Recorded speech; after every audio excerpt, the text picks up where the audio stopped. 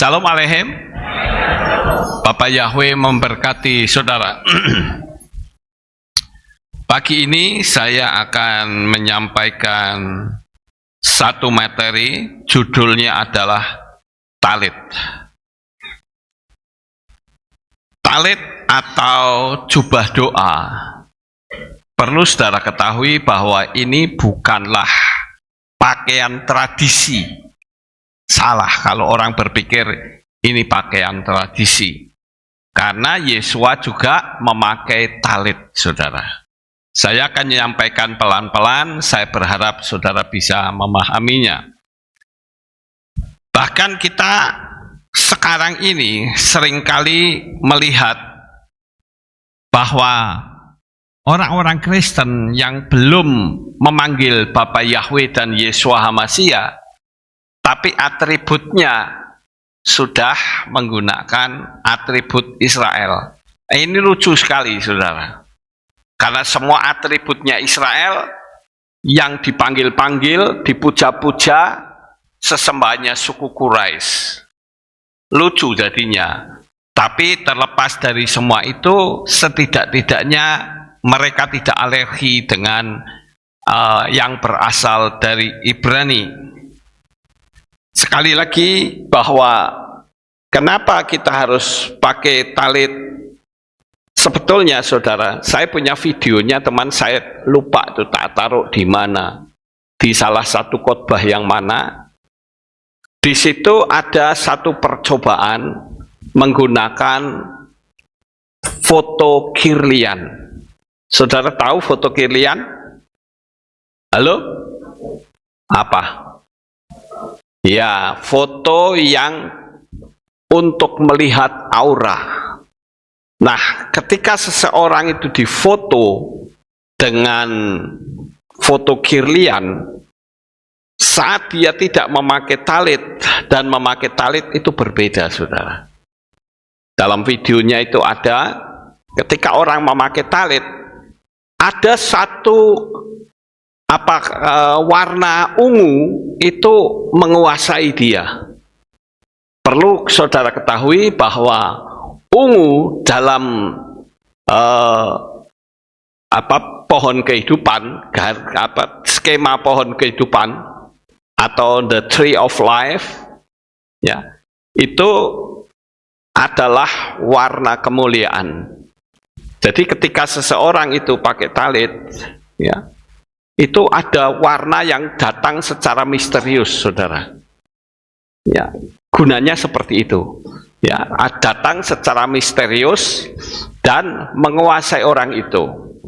Kalau di cakra itu di sini di atas itu warna ungu itu adalah warna dari mahkota, cakra mahkota itu ungu, saudara. Nah, sekarang coba saudara perhatikan yang ini.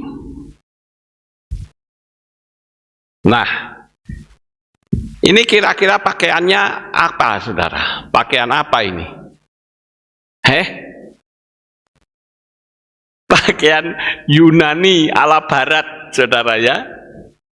Yang satu pakai jas dan dasi, yang satunya lagi pakai glove di sini putih. Ya, saya dulu suka pakai begitu, saudara. Tapi karena saya sudah mengerti, ya saya lepas. Nggak tahu sekarang hilang kemana. Ya, saya beli saat saya berkunjung ke Amerika, saudara. Juga pakai syal. Ya, pakai syal. Bahkan ada lagi pendeta-pendeta Protestan memakai syal, tetapi tulisannya bahasa Yunaninya siro. Ya, siro, bukan siro anjingnya Shinchan, bukan ya. Tapi siro, saudara. Siro itu kata mereka itu Kristus. Ya, tulisannya siro. Ya, tetapi coba saudara perhatikan. Kalau kita bisa melihat aura, maka orang yang menggunakan talit akan sangat berbeda dengan orang yang tidak menggunakan talit. Nah, saya ingin menyampaikan ini pelan-pelan. Saya sudah pernah menyampaikan dahulu, saudara, tetapi ada baiknya saya sampaikan lagi supaya kita lebih paham. Apakah yang dimaksud talit, sit-sit, atarah? Nanti kita akan tahu. Atarah itu yang di belakang sini, saudara. Ya, di belakang sini itu namanya atarah atau mahkota. Ya. Sedangkan sit-sit itu yang ini. Ini yang pating kelawer ini loh. Ini namanya sit-sit. Ya, sedangkan talit itu ini sendiri ya, pakaiannya jubah doa. Nah, ini adalah atarah. Di atarah itu ada tulisan Baruk Ata. Nah, ini hi, harusnya Yahweh, saudara. Harusnya Yahweh ya. Jadi Baruk Ata Yahweh Elohenu Melek Haolam Atsher Kitshanu Pemitvotav Wetsivanu Lehitatif Besitsit. Itu tulisannya begitu, saudara. Ya. Nah, atarah ini adalah mahkota doa imam, saudara. Menjadi doa imam. Ini sangat berbeda sekali dengan ini. Ya. Kalau yang ini namanya ulos. Juga ulos itu berisi simbol-simbol sama seperti lambangnya talit ini. Banyak sekali simbol-simbolnya. Kita nanti akan tahu, saudara. Saya tidak akan membahas ini karena ini bukan ranah kita. Ya. Kita akan bahas talit. Sekarang pertanyaannya adalah bagaimana, apakah perempuan juga menggunakan talit atau penutup kepala? Apa tujuannya? Nah, saudara lihat, ini adalah perempuan Yahudi yang memakai tutup kepala. Modelnya seperti itu. Boleh nggak kalau pakai talit, saudara? Boleh, ya. Nah, ini ada perempuan-perempuan yang memakai talit. Ternyata yang membuat aura itu cerah bukan cuma pikiran yang positif, tetapi dekat dengan Tuhan dengan menggunakan talit atau pasmina, baca Torah, dan makan kosher. Jadi salah satu dari orang kenapa susah-susah beli talit, ya, sekarang sudah mulai terbuka, saudara. Sehingga orang-orang Kristen pun banyak yang memakai talit. Cuman sayangnya yang disembah masih salah, ya. Nah, ini adalah talit. Sekarang kita lihat selanjutnya. Talit adalah mantel segi empat yang menyerupai selendang yang digunakan pria sebagai sial di atas jubahnya, menyatakan kekhususan, kekudusan, dan terpisah. Kita itu kayak dipisah dari pola dunia, saudara. Talit mempunyai 4 sudut yang disebut punca. Ini 4, ya. 4 itu yang dikaitkan dengan benang putih dan benang biru. Keunguan yang disebut sit-sit. Tadi saya sudah mengatakan sit-sit itu ini. Pada satu sisi panjang dari talit ini terdapat atarah. Tadi saya sudah tunjukkan yang di belakang itu atarah.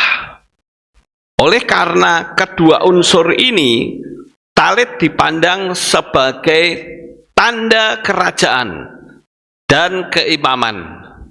Ingat, firman Tuhan mengatakan kita itu adalah imamat yang rajani, saudara. Jadi itu tanda keimaman. Yesua adalah guru yang juga memakai talit. Coba kita baca Bemidbar, saudara. Bemidbar atau Bilangan pasal 15 ayat 37 sampai seterusnya.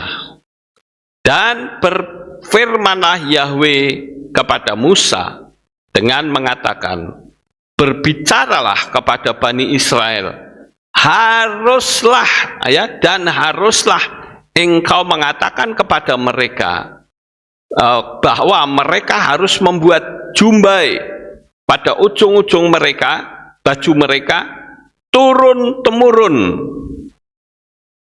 Jadi bukan 1-2 tahun, saudara, tapi turun-temurun. Dan haruslah mereka memberikan benang berwarna nila pada jumbai di ujung-ujung baju mereka.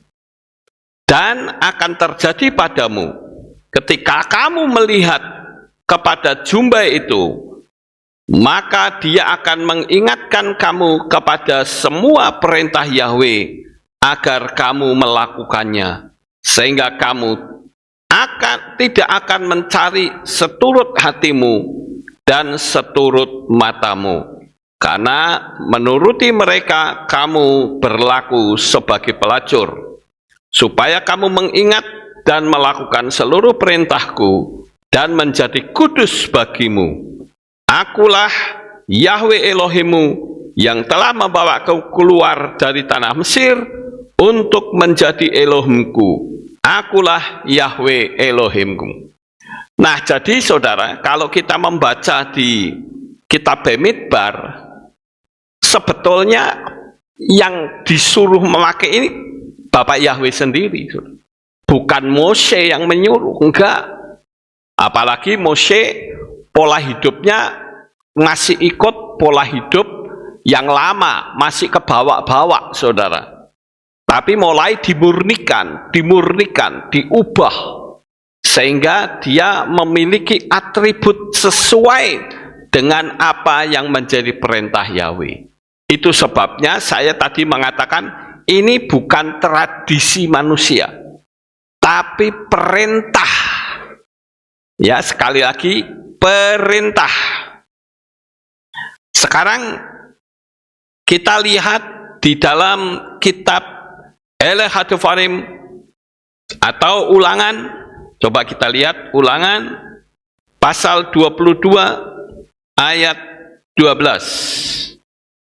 Engkau harus membuat tali yang terpilin bagimu pada keempat sudut kain penutup tubuhmu. Jadi sekali lagi, kenapa kita memakai talit setelah kita mengerti pengajaran Ibrani? Itu adalah perintahnya Tuhan sendiri, saudara. Bukan saya yang memerintah saudara harus pakai talit. No. Tapi itu adalah Tuhan sendiri. Ya, sampai kenapa orang-orang kadangkala kalau ada orang yang ke Israel pada nitip, saudara. Titip ya beliin talit, titip ya beliin pasmina, ya. Karena itu adalah perintah dari Tuhan. Sekarang sitsit. Sitsit itu apa, saudara? Sitsit yang kita lihat itu ini, ya, adalah 4 buah jumbai yang terdiri dari 4 benang. 1 yang panjang dan 3 yang lebih pendek. Benang-benang yang lebih panjang disebut syamas. Seperti Hanukah, saudara. Yang tengah-tengah itu namanya syamas, ya. Atau pelayan.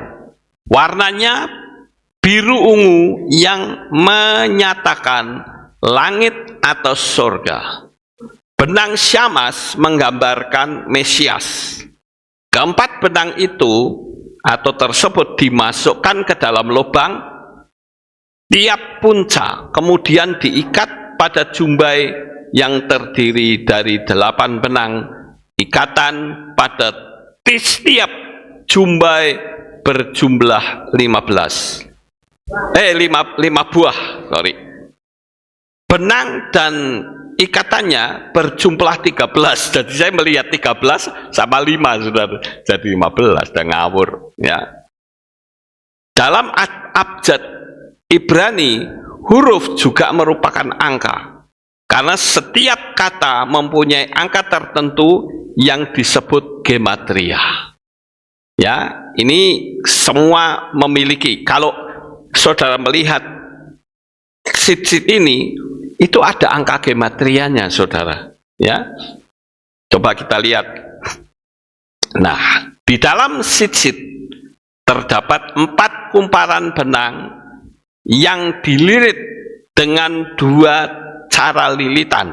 Nah, itu saudara lihat, kalau misalkan alef, ini tulisannya saya bikin sederhana, jadi membacanya supaya gampang, karena kita tidak terbiasa membaca dari kiri ke kanan, saudara. Tulisan Ibrani itu dari kiri ke kanan, ya. Ke kanan ke kiri, ya, bukan dari kiri ke kanan, tapi dari kanan ke kiri, ya. Alef itu 1, Bet itu 2, Gimel itu 3, terus sampai Yod. Yod itu 10. Tetapi kalau 11, ya, atau selanjutnya, itu bukan seperti itu, saudara.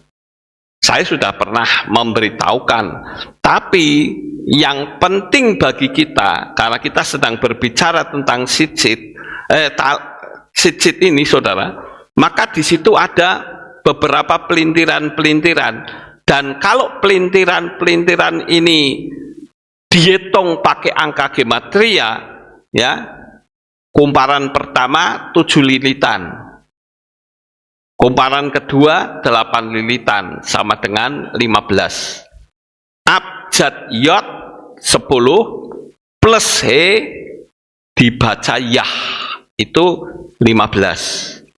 Kumparan ketiga 11 lilitan.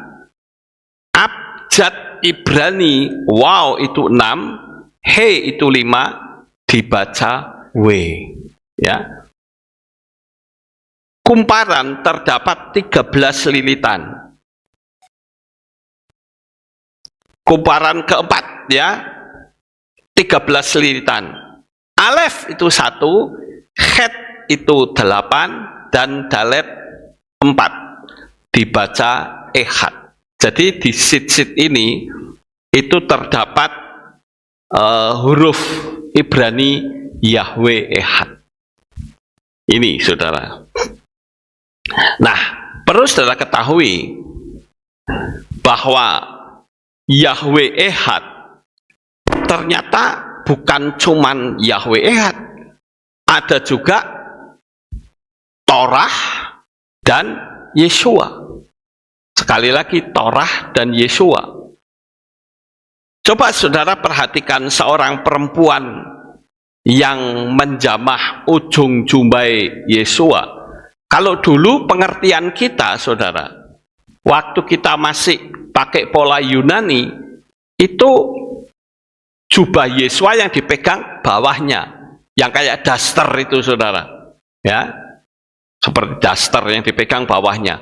Padahal bukan itu yang dipegang, yaitu sit-sit. Ini gambar ini sudah benar, saudara. Coba kita baca 3 ayat itu. Kitab Matai pasal 9 ayat 29. Kemudian dia menjamah mata mereka sambil berkata, sesuai dengan imanmu terjadilah kepadamu. Kemudian Lukas Lukas 8 ayat 43. Dan ada seorang wanita dengan lelehan darah sejak 12 tahun, yang sekalipun telah menghabiskan seluruh hidupnya pada para tabib dan tidak disembuhkan oleh seorang pun. Jadi perempuan yang sakit pendarahan itu menjamah ujung jubah Yeshua, yaitu pegang sit-sit, ya. Kita baca lagi di dalam kitab Markus 5 ayat 28. Sebab ia berkata, sekiranya aku dapat menjamah ujung jubahnya saja, aku akan sembuh.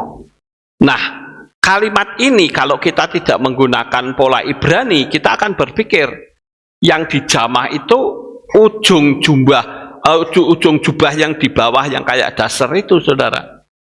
Tapi kalau kita menggunakan pola Ibrani, kita akan tahu bahwa sasaran jamahan itu adalah sitsit, bukan yang lain, ya. Jadi supaya saudara mengetahui akan hal ini. Kemudian saudara, mengenakan talit adalah bentuk tanggapan atas perintah Tuhan. Pada saat mengenakan, renungkanlah bahwa Tuhan berfirman untuk diingat dan dilakukan, bukan sebagai pengetahuan tetapi menjadi pelaku firman. Ini saya lupa tahun berapa, saudara. 2003 ya. Saya ke Manado pertama ini. Ya, pergi ke sinagoga. Ya, kami masih menyatu, ya. Tapi sekarang dengan berjalannya waktu sudah mulai pisah-pisah. Ada yang meninggal, ada yang sekarang jadi Yahsua, ada yang jadi Hashem. Wah, campur, tidak karu-karuan, saudara. Tidak sesuai dengan format awal. Ya, format awal kita harus melihat kepada kitab suci, bukan kepada orang. Ya, jadi saya ingin kita mengerti akan hal ini. Sekarang menurut saudara, apakah kostum ini memiliki makna? Tidak, ya. Saya sendiri nggak tahu ini pakaian ini siapa yang memulai. Ada lagi yang pakai pakaian, ya saya tidak taruh di sini ya, nggak enak nanti menyinggung saudara. Ada yang pakai pakaian kayak raja, apa itu, macam-macam gitu ya, yang gombrong-gombrong itu. Lah saya berpikir, waktu pertama lihat pakaian itu, saya berpikir dalam hati, ini orang pakai pakaian kok kayak badut, saudara. Ini dari mana, saudara? Orang Israel tidak pernah pakai pakaian itu. Lalu inspirasinya dari mana? Kenapa tidak menggunakan pakaian yang sesuai dengan kitab suci? Nah ini saudara, yang kadangkala kita dibuat bingung, saudara. Kenapa dalam komunitas A, komunitas B, pakaiannya berubah-ubah? Ada yang di sana seperti ini, ada yang di sini seperti itu. Ya. Cuman untuk kita melihat yang benar itu yang mana, lihat kitab suci. Amin, saudara. Jangan asal gitu. Barangkali banyak di antara saudara yang belum mengerti. Kenapa kita harus pakai talit? Ya. Kenapa kita harus pakai kepah? Nah ini saya mumpung ingat. Kenapa kita harus pakai kepah, saudara? Menurut orang Yahudi, orang yang memakai kepah itu mengakui bahwa tempat di mana dia berpijak adalah kudus. Dan yang kedua, kenapa orang memakai kepah? Kepah itu adalah batu karang. Artinya, saudara. Nah, orang memakai kepah itu mengakui bahwa yang batu karang itu hanya Yahweh. Tidak ada yang lain, saudara. Yahweh sebagai batu karangku yang teguh, itu pakai kepah. Dan yang ketiga, orang memakai kepah itu mengakui bahwa Yesua Juru Selamat akan datang kembali. Memang konsep ini agak berbeda, saudara. Kalau orang Yahudi, Yesua sekarang belum datang. Tapi kalau orang kita yang percaya, Yesua sudah datang 2000 tahun yang lalu, dia akan datang kembali. Yang dikenal dengan rapture, saudara. Jadi itulah kenapa orang Yahudi memakai kepah. walaupun konsepnya berbeda. Yang satu menunggu Mesias, yang satunya lagi mengakui bahwa akan datang untuk yang kedua kalinya, akan membawa kita serta. Ya, saudara. Tapi untuk pakaian begini nggak ada artinya, saudara. Dan simbol salib, kalau saya katakan, itu bukan simbolnya orang percaya. Karena apa? Karena sebelum Yesua datang, itu simbol salib sudah ada. Saya sudah pernah menerangkan secara panjang lebar bahwa simbol salib itu adalah simbol dari agama Babel kuno. Itu simbolnya salib, saudara. Dan bentuk salib itu pun macam-macam. Ada yang seperti palang, ada macam-macam sekali. Makanya seperti orang yang kadangkala berdoa pakai simbol salib, itu sebetulnya salib kebalik. Coba saudara, sini sama sini panjang, sini sama sini pendek, kebalik, ya. Itu salib terbalik. Jadi pakaian ini sama sekali tidak bisa menjadi contoh. Dumeh kita menjadi pendeta terus pakai pakaian kayak begini, itu tidak sesuai dengan kitab suci. Nggak ada orang yang pakai begini, saudara. Kalau orang pakai jubah yang kayak daster, itu iya. Tapi kalau orang Yahudi, pakaiannya pasti ada sit-sitnya. Kebanyakan orang Yahudi pakai sisit. Cuman pakai talitnya bukan talit gadol, tapi talit katan. Yang kecil itu, saudara, yang dimasukkan jadi kayak rompi, kemudian sininya ada sit-sitnya, ya, itu pakainya seperti itu. Begitu juga kita melihat bahwa pakaian-pakaian ini ternyata bisa membuka aura di alam roh, menjadi aura yang bersih, menjadi aura yang betul-betul membawa kita, doa-doa kita semakin mudah diterima oleh Tuhan. Ya. Bukan berarti kalau saudara yang tidak pakai talit nggak diterima, ya nggak juga, saudara. Tetapi untuk membuka alam supranatural akan lebih. Sama seperti orang yang bermeditasi. Orang yang bermeditasi akan mudah untuk menembus dunia alam roh, kan begitu kira. Ya. Nah, sekarang kita lihat. Ini adalah pembuatan talit di Israel. Perlu saudara ketahui bahwa di Israel sana itu ada talit banyak sekali, tapi buatan Cina, saudara. Di belakangnya ada tulisan Made in China. Jadi kebanyakan orang itu memakai talit buatan Cina. Ya. Tetapi kalau mau pakai talit, itu ada dua macam yang buatan Israel. Yang pertama adalah dengan menggunakan pabrik talit seperti ini. Kita berulang kali ke Israel, kita beberapa kali juga kita mengunjungi pembuatan talit. Ya. Nah, yang kedua yaitu talit yang dibikin pakai tangan, sudah dirajut pakai tangan. Itu harganya bisa berlipat kali ganda dari talit biasa. Kalau talit biasa itu sekitar kira-kira misalnya sudah 500, itu bisa 3 kali lipat atau 4 kali lipat. Ya.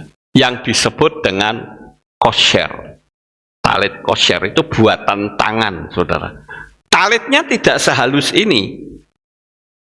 Talitnya itu kasar, tapi itu yang dipakai buatan tangan. Ya, kita lihat pembuatan. Nah, ini adalah pembuatan sit-sit. Ya. Juga menggunakan mesin. Cuman kalau pakai tangan kan lama, saudara. Kalau pakai mesin sudah tinggal tunggu, tinggal potongin saja. Ya. Tapi pakai talit yang kosher atau tidak, no problem, nggak masalah. Sama seperti shofar, saudara. Orang memakai shofar atau meniup shofar yang banyak dijual itu adalah shofar yang tidak kosher. Ya. Kalau shofar yang saya miliki ada dua panjang, saudara. Itu shofar yang kosher karena ada sertifikatnya. Jadi sertifikatnya tak foto, tak masukkan ke dalam komputer karena bisa hilang. Sekarang aja nggak tahu hilang kemana. Ya, itu shofar, saudara. Nah, apa yang membedakan shofar yang kosher dan bukan? Saya diberitahu kalau shofar yang kosher itu binatangnya tidak pernah terjamah oleh manusia. Artinya dia mati sendiri, saudara. Tapi kalau ada yang mati karena diterkam binatang, itu makanya kan ada shofar itu ya. Shofarnya itu keluar garisnya, garis merah.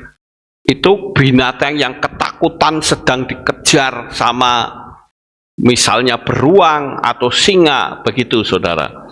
Sehingga saking kencengnya dia takutnya luar biasa, darahnya mengalir ke shofar. Ya. Nah itu perkara itu kosher dan tidak, no problem. Tapi yang penting kita bisa bunyikan kosher, bisa bunyikan shofar yang baik, saudara. Saya sampai hari ini masih terus belajar bagaimana membunyikan shofar bisa 4 nada. Kalau Kenan sudah 4 nada, saudara. Dia sudah bisa 4 nada. Ya, bahkan orang Israelnya sendiri kalah. Ya. Ketika sampai di sana, anak kecil suruh bunyinya 1 nada. Tapi kalau Kenan bisa 4 nada, saudara. Yang saudara lihat pertama itu jingle, itu kan ada Kenan, saudara. Nah, ini adalah pembuatan sitsit. Nah, sitsit itu sekarang di samping ada tulisan Yahweh Ehad, itu ada yang mengingatkan bahwa 613 perintah Torah kita bersyukur dengan darah Yesua, sekalipun tidak semua mampu melakukannya, kita diberi anugerah keselamatan. Nah, kalau saudara lihat itu tulisan sitsit ya, seperti itu. Kalau hitung jumlahnya itu 613.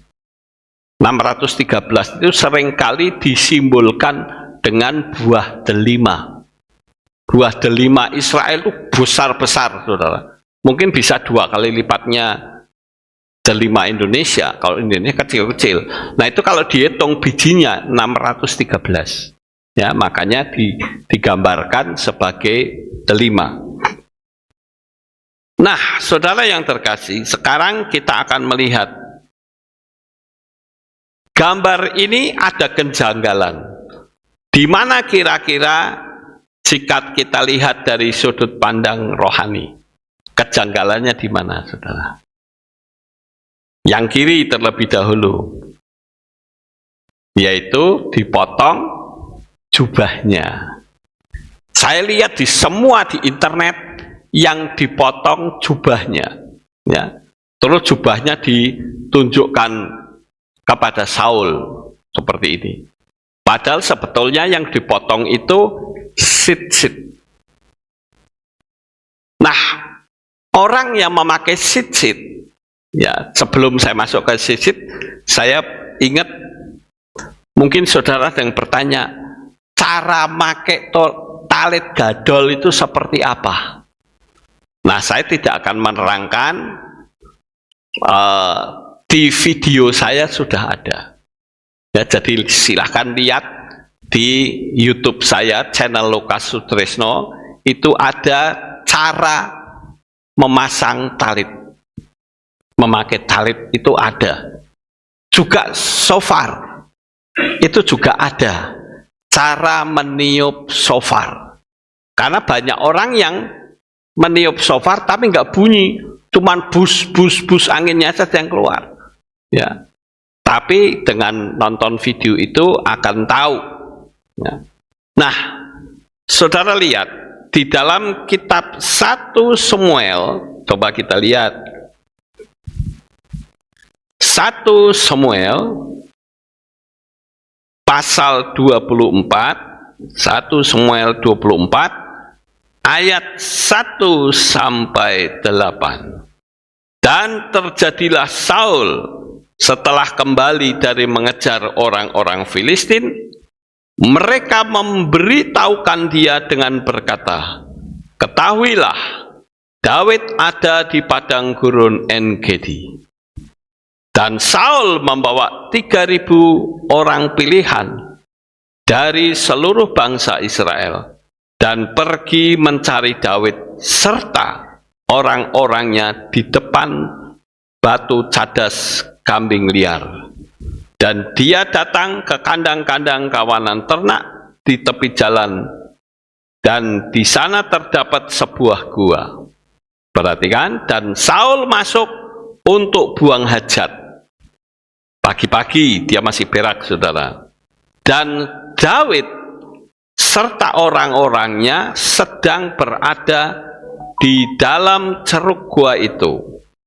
Lalu orang-orang Daud berkata, "Lihatlah, hari yang telah difirmankan kepadamu. Lihatlah, aku akan menyerahkan musuhmu ke dalam tanganmu, dan engkau harus perbuat terhadap ia menurut apa yang baik di matamu." Lalu Daud bangkit dan secara diam-diam memotong punca jubah Saul. Nah, punca jubah Saul itu adalah sitsit, bukan jubahnya yang dipotong.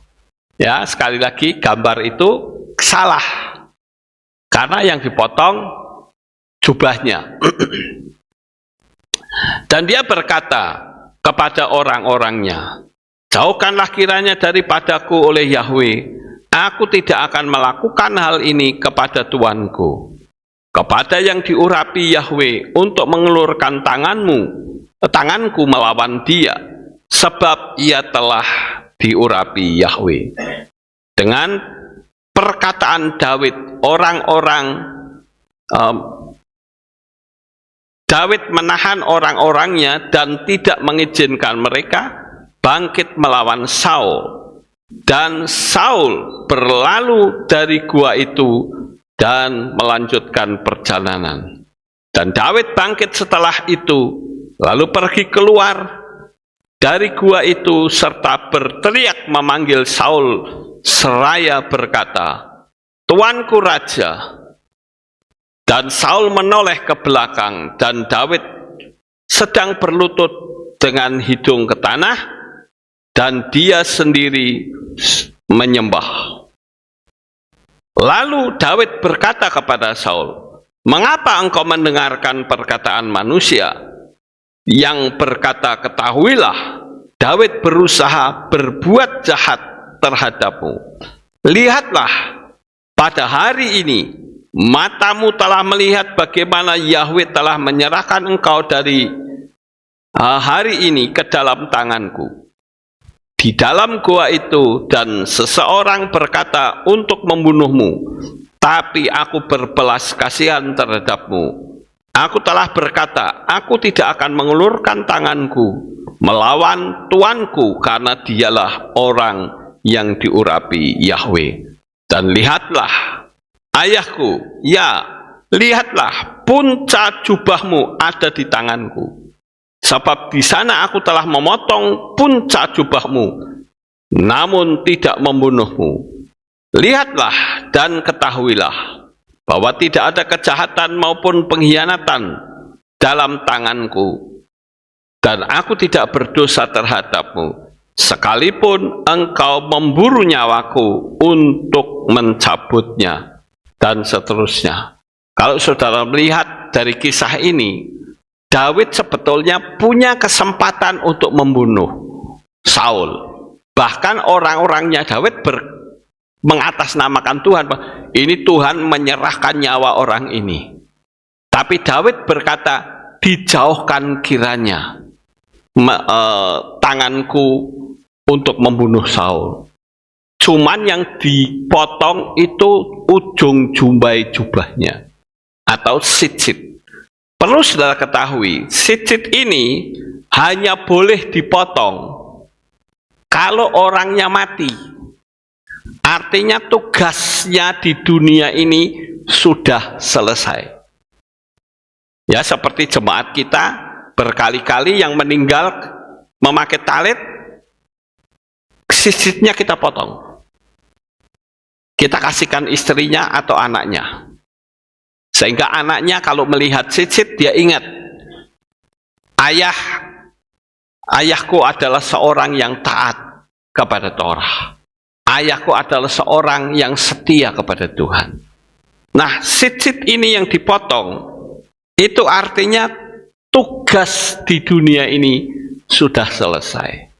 Dapat saudara bayangkan, ketika sitsitnya Saul itu dipotong oleh Daud, dia betul-betul seolah-olah secara hukum profetik, hubungan antara Saul dengan Daud dipotong. Tugasnya di dalam dunia ini diselesaikan, dipotong, saudara. Jadi secara alam supranatural itu mengerikan, saudara. Sekalipun orangnya masih hidup, tetapi hubungannya dengan Tuhan sudah diputus. Itu. Ya, jadi sekali lagi sitsit ini hanya dipotong pada waktu orang yang sudah mati. Kita baca terus, saudara.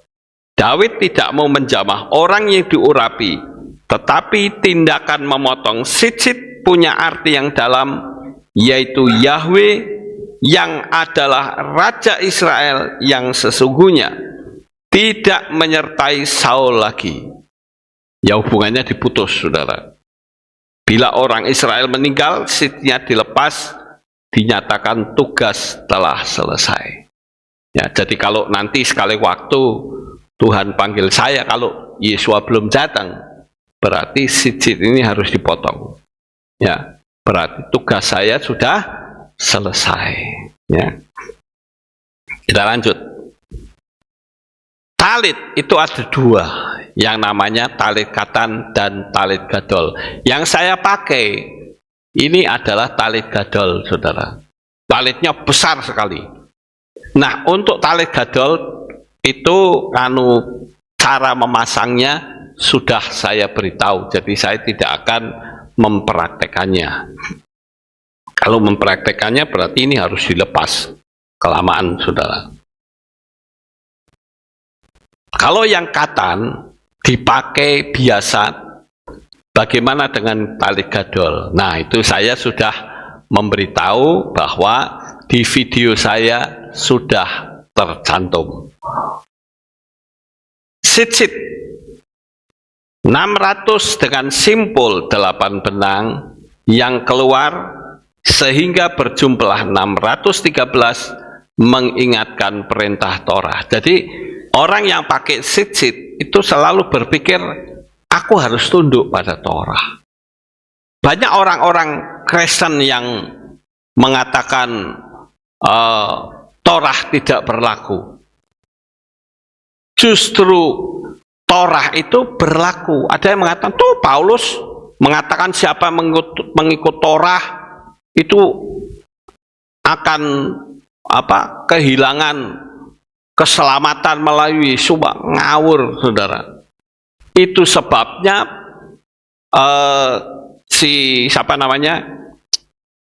Petrus itu menyidang si Saul, saudara. Saulus, ya, atau Paulus, ya. Paulus itu disidang sama murid-murid yang lain. Kamu itu sajane tunduk pada Torah atau tidak? Itu Petrus, sehingga Paulus itu akhirnya membuat sebuah pengakuan. Ya. Tidak ada salahnya kalau kita melihat, ya, mumpung saya ingat, yaitu tentang Petrus yang menegur siapa namanya, Saulus, ya. Nah, Saulus, ini bukan di sini, sudah di HP yang satunya, itu mengatakan bahwa Torah itu baik dan benar. Di satu sisi Paulus juga mengatakan, apakah dengan iman lalu meniadakan Torah? Tidak mungkin. Torah itu kudus. Berarti kalau orang yang menolak Torah, dia juga menolak hukum yang mengatakan hormatilah ayah dan ibumu. Hormatilah ayah dan ibumu itu Torah, saudara. Kemarin saya coba iseng masuk ke channelnya Kristen, saya cuma ngamati saja, saudara. Ternyata mereka sedang berusaha untuk menghalau Torah. Saya bilang, aduh kasihan sekali ya. Tapi kalau saya ngomong, pasti didebat, saudara.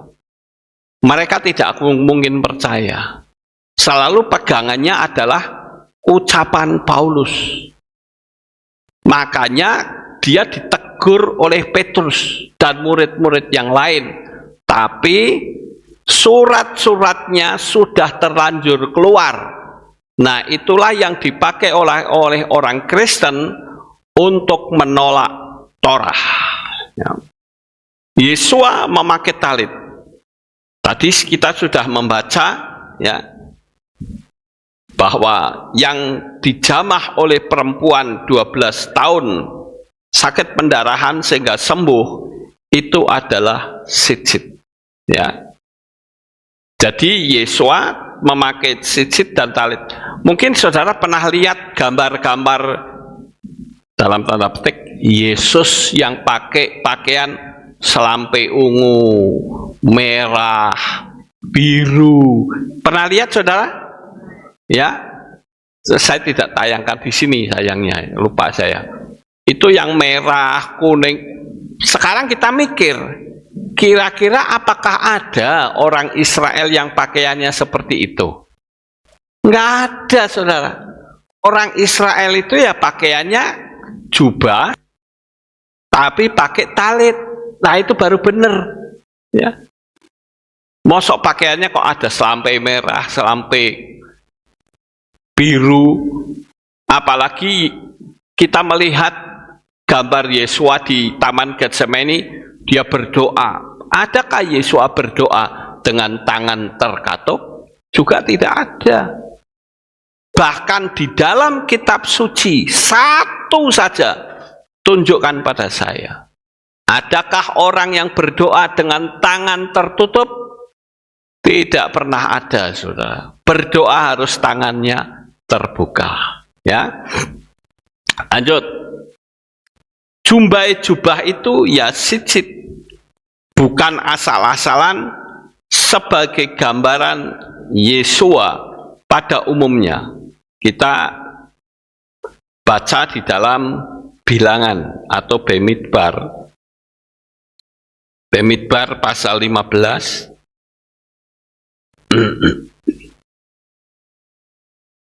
Pasal 15 ayat 37. Sudah tadi ya saudara, kita sudah membaca ini, jadi kita nggak perlu membaca. Kita lanjut. Sitsit ini yang dipotong oleh Daud saat Saul lengah, yang seharusnya setelah orangnya mati baru dipotong. Nah ini yang tidak diketahui oleh banyak orang Kristen pada umumnya. Saya seringkali menceritakan bahwa sitsit ini bukan cuman untuk hiasan.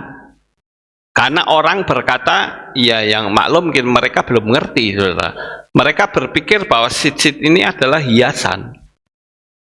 Supaya kelihatan rame begitu. Padahal tidak. sitsit ini simbolnya Bapa Yahweh. Ya, kita lanjut. Talit ini yang dipakai untuk menutupi mayat pemakainya. Yesua dikubur dengan kain peluh. Saudara mungkin baca ya, ayo kita baca saja.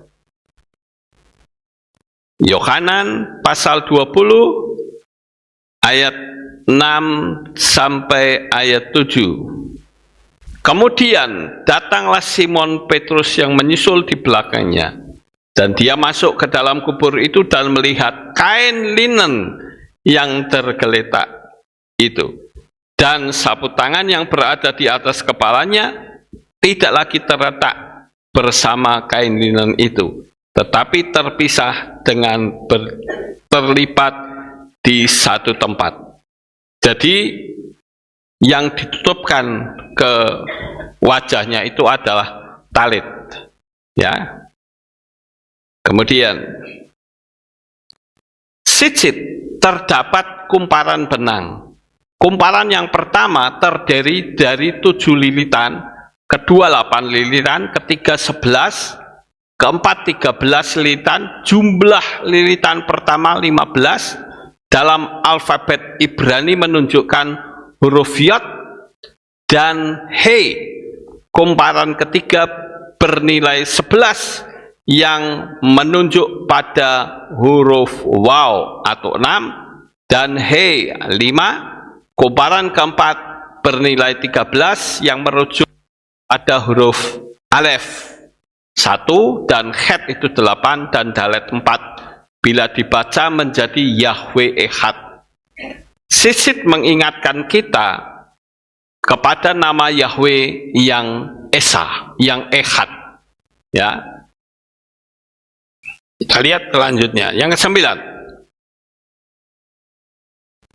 Bangsa-bangsa akan menghargai Yahweh, akan memakai sitsit. Coba kita baca di dalam kitab Zakaria 8. Zakaria 8 ayat 20.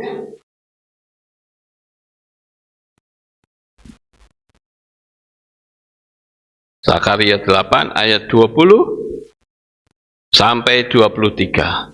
Beginilah Yahweh Sebaot berfirman, masih ada bangsa-bangsa yang akan datang, bahkan yang mendiami banyak kota, dan yang mendiami satu kota akan pergi ke kota yang lain sambil berkata, aku akan benar-benar pergi untuk menenangkan wajah Yahweh dan untuk mencari Yahweh Sebaot.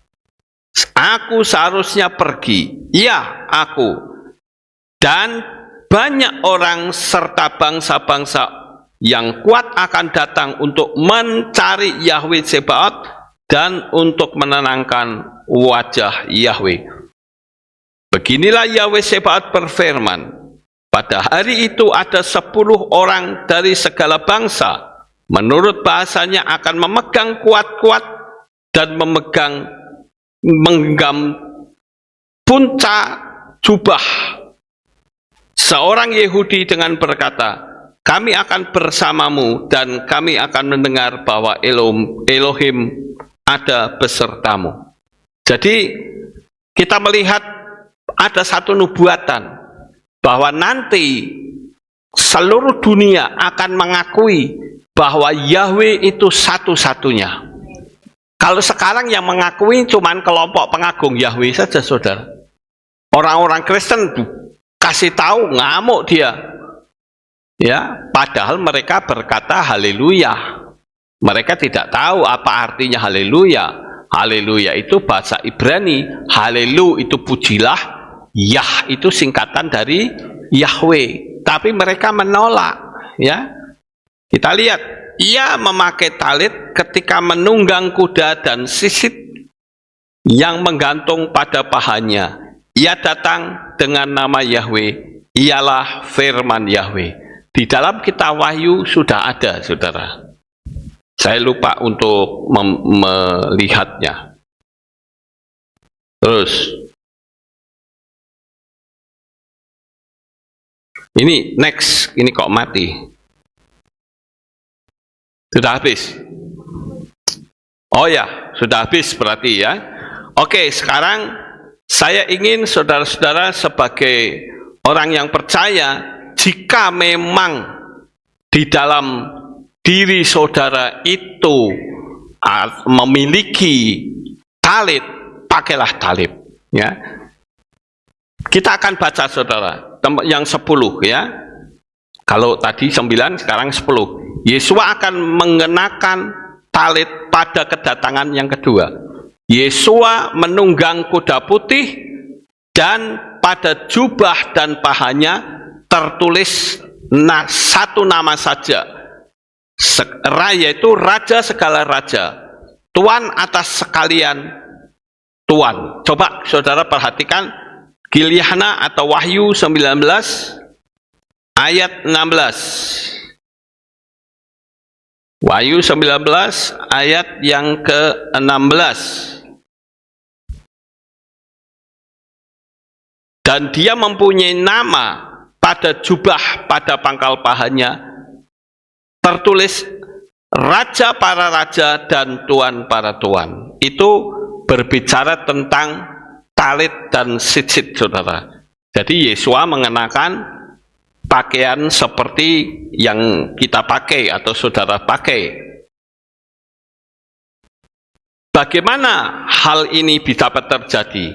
Ada yang menafsirkan bahwa paha Yesua itu ditato katanya. Ya, orang Kristen nggak ngerti, saudara. Ini jelas tafsiran liar, ya, melawan Torah Yahweh, seperti di dalam Devarim atau Ulangan pasal 14 ayat 1. Ia memakai talit ketika menunggang kuda dan sitsit yang tergantung pada pahanya. Ia datang dengan nama Yahweh. Ia adalah firman Yahweh. Nah, sekarang kita sudah mengakui bahwa di dalam talit ada banyak sekali simbol yang mungkin orang Kristen tidak tahu, saudara. Tapi dengan kita memakai talit ini dan mendengarkan materi ini, saudara akan tahu bahwa di dalam talit dan sitsit itu banyak sekali simbol nama Yahweh.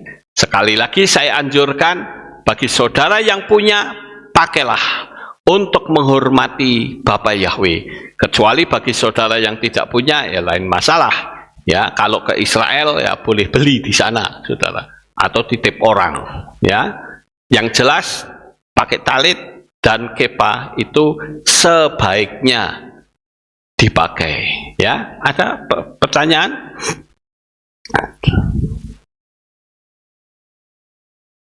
Pertanyaan dari Revia Khaim. Salam Pak Lukas, berarti supaya aura kita positif, apakah harus pakai pasmina talit setiap hari? Namanya saja jubah doa. Jadi dipergunakan pada saat berdoa, biasanya pada saat ibadah. Tapi kalau mau pakai sehari-hari ya nggak masalah, asal saudara berani untuk dibully orang. Ya. Coba saudara pakai talit begini, jalan-jalan ke pasar, saudara, pasti saudara akan dibully, ya. Kecuali waktu dulu ya, karnaval di Magelang kan ada, saudara, ya. Saya pakai talit, ya nggak peduli karena mereka juga pakai sorban, ya saya pakai talit, ya. Kalau dia bilang copot talitmu, copot sorbanmu, ya, gampang, ya toh. Atau apakah saat ibadah dan berdoa saja? Kalau ibadah itu sebaiknya dipakai, saudara, ya.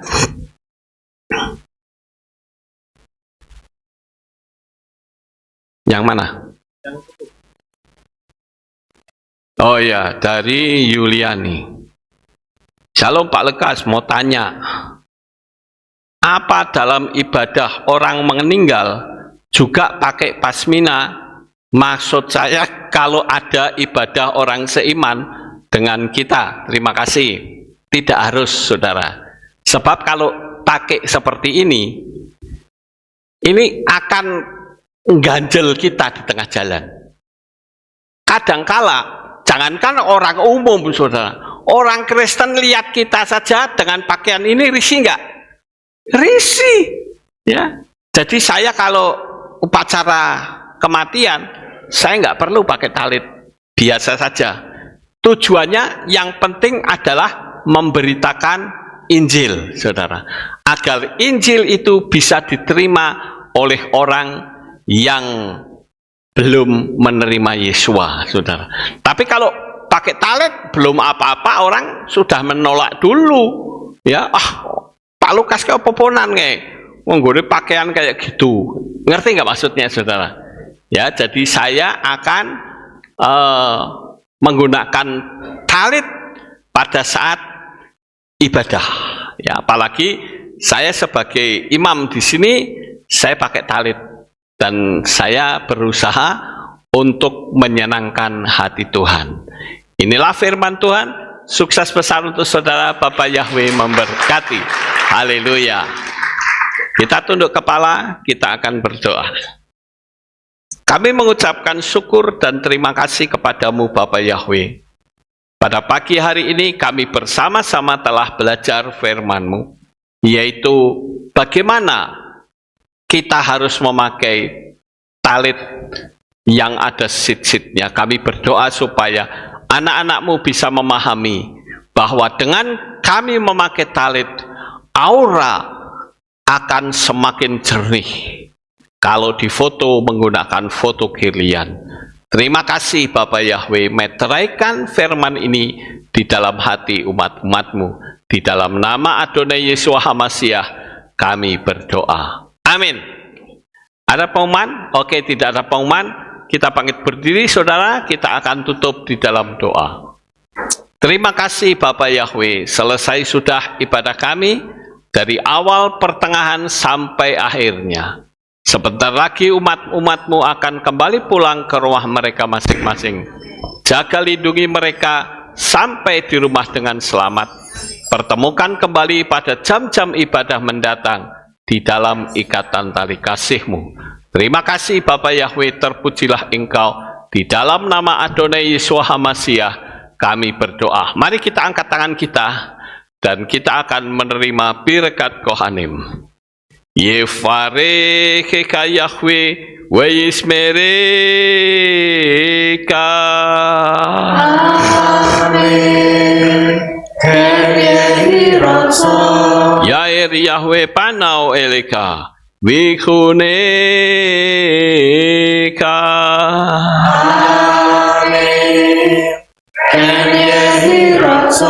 Yesa Yahweh panau eleka we Hashem lecha shalom. Amin.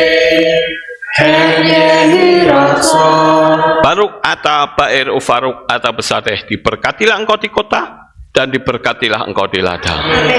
Baruk peripitneka ufri atmatka ufri famteka sikar ala peka wa estorojonika, diberkatilah buah kandunganmu, diberkatilah hasil bumimu, hasil ternakmu, anak-anak lembumu dan anak-anak dombamu. Baruk tan akha umi syarteka, diberkatilah bakulmu dan tempat adonanmu. Baruk ata boboika ufaruk ata petseteka, diberkatilah engkau pada waktu masuk dan diberkatilah engkau pada waktu keluar. Baruk ata Yahweh Elohenu melek olam besem Yeshua HaMashiach wa ruach hakodes kile olam faed. Kami sudah berdoa dan mengucap syukur. Haleluya. Amin.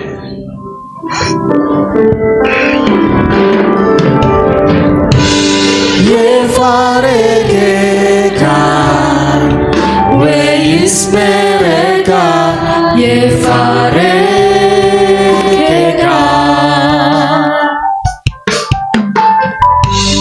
Yair Yahweh panau eleka wikuneka.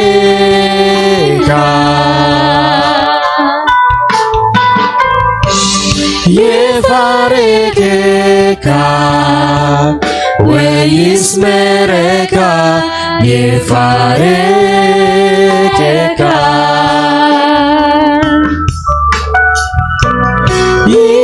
Esa Yahweh Panaweleka Mikuneka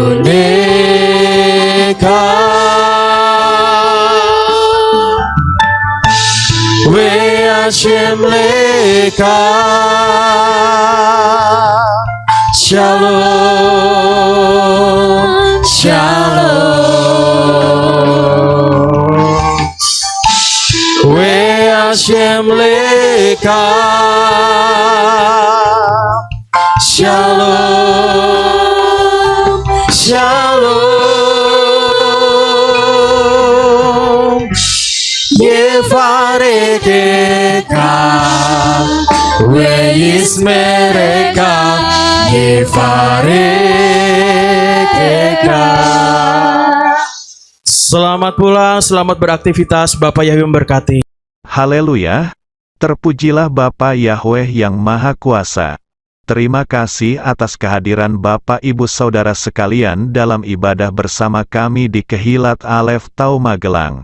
Doa saya Bapa Yahweh memberkati dengan kesehatan yang sempurna, damai sejahtera dan berkat materi yang semakin melimpah. Kami menunggu kembali kehadiran Bapak Ibu Saudara sekalian pada jam yang tersedia.